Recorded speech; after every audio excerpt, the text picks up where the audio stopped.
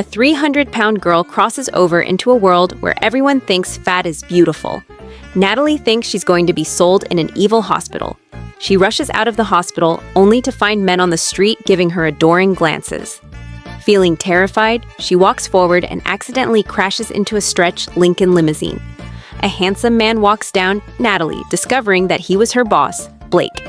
But instead of disliking yesterday in the office, he expressed his love for her.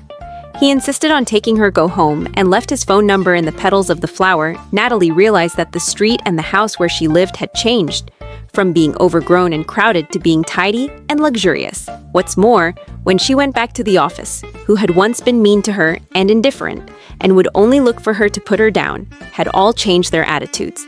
Now she was no longer a nobody, but a senior designer. Even the superstar were jealous of her beauty. It made Natalie feel good to be taken seriously, but she was still worried that it was all fake. So she found Josh, the only one who had been willing to listen to her when she was a nobody. Josh heard Natalie's story and thought it was a good thing. He told her to enjoy life and kept encouraging her and being there for her. Natalie starts to enjoy this unreal world. She falls in love with Blake, gets all the recognition and applause in work. Slowly, she and Josh drift apart when Natalie mentions that Blake wants to marry her because of her design talent, and not because love. She's suddenly aware her heart.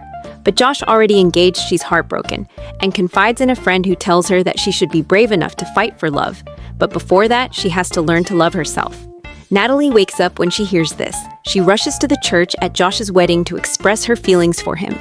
Natalie didn't wait for his response, but drove her car into a rock without hesitation.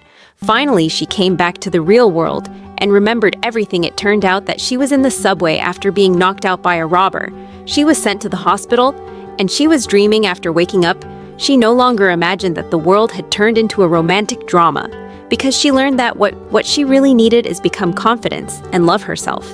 She walks into the office with her design, refused any coworkers' unreasonable requests, and began to talk about her design concept. This time, she gained everyone's approval based on her strengths. Natalie doesn't forget about the most important thing. She went to Josh and asked him to stop looking at the posters of hot girls and to look at her. Josh laughed and set her down. Natalie realized that it was her he had been looking at all along.